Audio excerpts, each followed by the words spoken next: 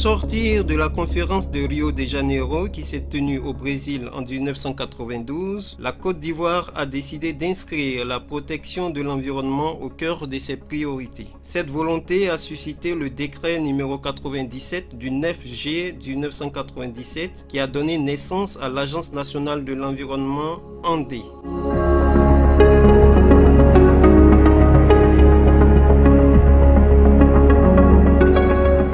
Les termes de ces décrets confèrent à l'Agence nationale de l'environnement le statut d'établissement public à caractère administratif.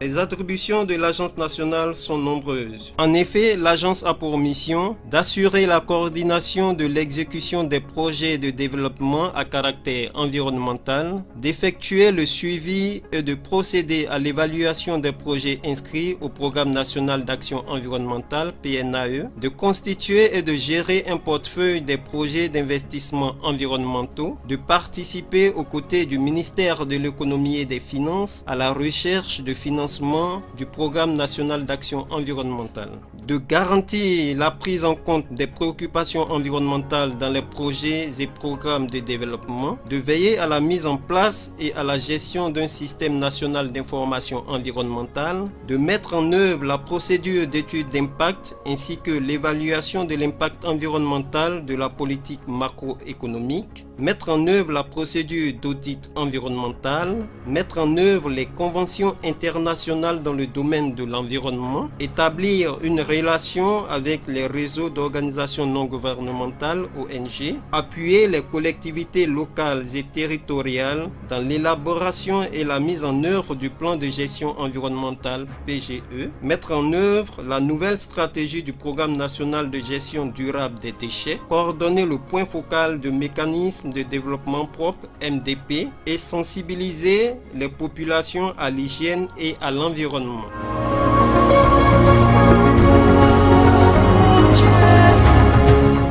L'Agence nationale de l'environnement se voit ainsi investie d'une mission vaste dont seulement quelques points seront mis en relief dans nos investigations.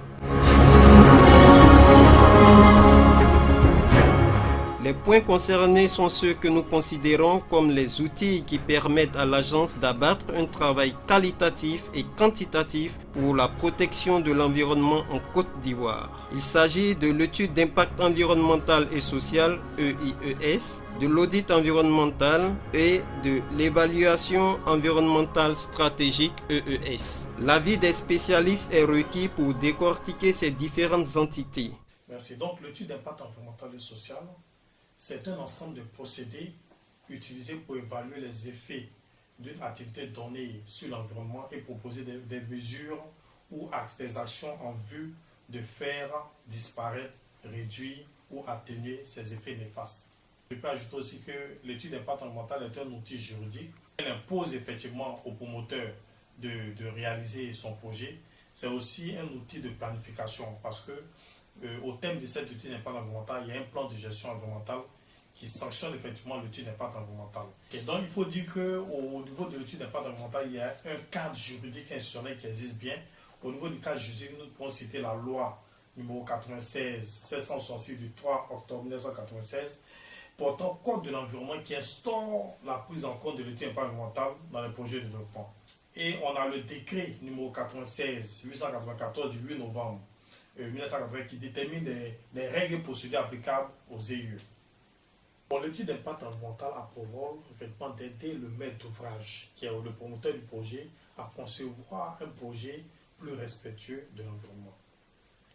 L'étude d'impact environnemental permet également d'informer le public sur les conséquences quant à la réalisation de ce projet sur l'environnement et aussi faire participer le public à la prise de décision.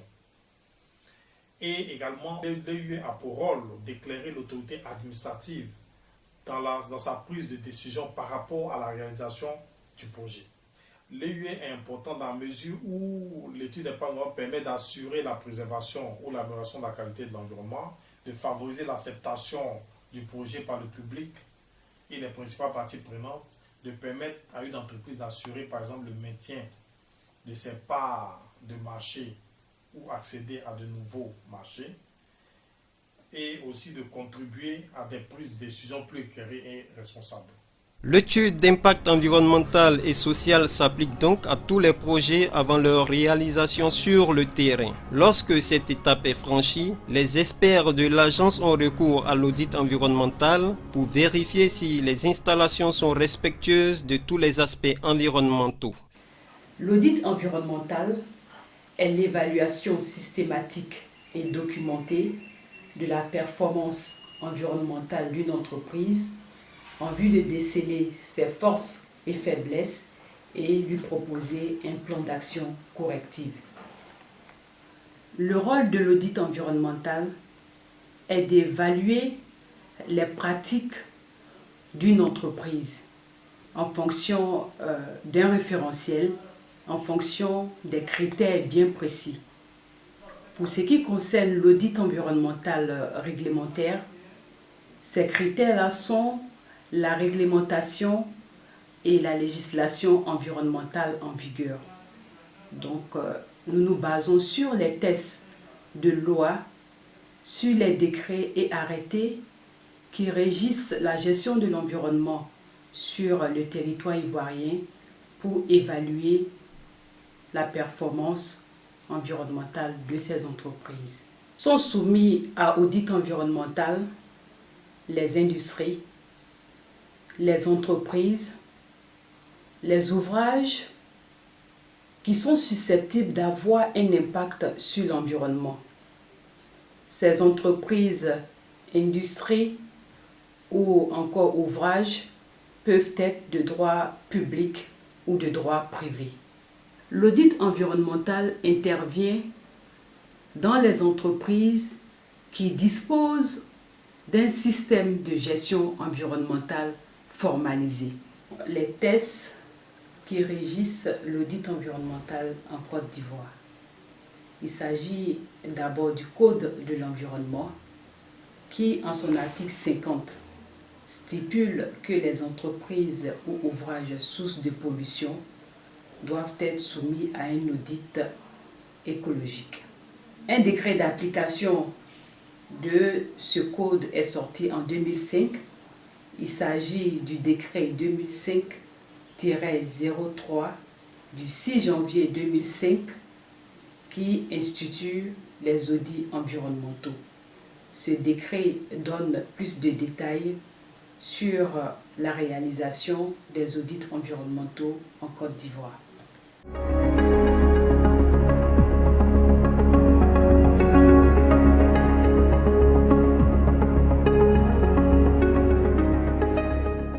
L'audit environnemental est l'instrument qui assure la veille écologique de tous les projets et ouvrages en exploitation. Il est réalisé chaque 3 ans sur les entreprises en vue de déceler leurs forces et faiblesses sur le plan environnemental. Il est important de préciser pour ce qui suit que l'évaluation environnementale stratégique précède dans leur mise en œuvre l'étude d'impact environnemental et social et l'audit environnemental. L'évaluation environnementale stratégique concerne les plans, programmes et politiques. Il est le dernier né sur le plan juridique comparé aux 2 précédents. L'évaluation environnementale stratégique est un outil nouveau. Le décret a été pris en janvier 2013 pour dire que c'est un outil qui est récent. Il faut dire que ce décret vient combler un peu un vide.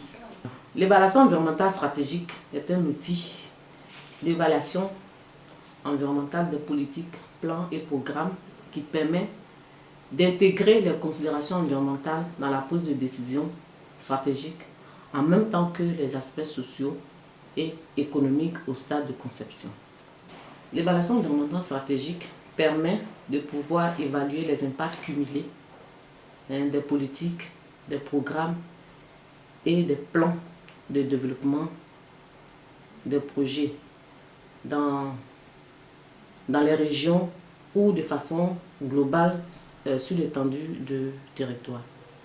Sont soumis à évaluation environnementale stratégique les politiques, comme j'ai eu à le dire, les plans, les programmes élaborés dans les domaines ou secteurs tels que les aires protégées, l'agriculture, la sylviculture, la pêche, l'énergie, les mines, l'industrie, les transports, la gestion des déchets, la gestion de l'eau, les télécommunications, les infrastructures économiques, le tourisme, l'éducation, la santé, les plans directeurs d'urbanisme, les plans d'occupation des sols et les plans de développement. Il faut dire que les acteurs, c'est, on pourrait dire, tout le monde. D'abord, les membres du gouvernement, les ministères techniques, le ministère de l'Environnement et les structures sous tutelle, l'Agence nationale de l'environnement, je pourrais dire les députés, l'Assemblée nationale, les collectivités, les leaders d'opinion et toute la population. Car les questions environnementales concernent toutes les populations.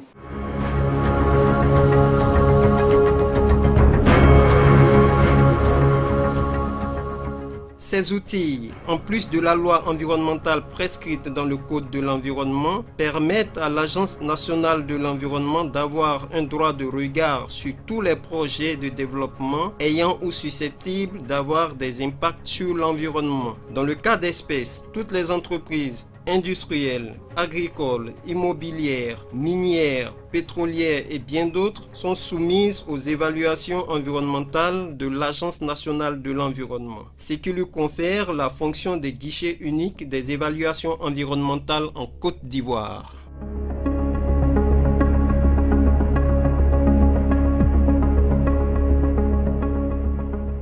L'Agence nationale de l'environnement est sous la tutelle du ministère de l'Environnement, de la salubrité urbaine et du développement durable. Le ministère et l'agence, avec le concours de certaines structures telles que le Centre ivoirien anti-pollution, CIAPOL, l'Office ivoirien des parcs et réserves, OIPR, pour ne citer que celles-là, sont au quotidien à pied d'œuvre pour que la Côte d'Ivoire et ses populations puissent vivre dans un environnement sain marqué par l'économie verte et l'utilisation des énergies renouvelables. La norme verte est la condition sine qua non pour tout pays qui se veut émergent et comme la Côte d'Ivoire désire être un pays émergent à l'horizon 2020, elle ménage sa monture avec des structures telles que l'Agence nationale de l'environnement qui connaît bien les rouages de cet enjeu.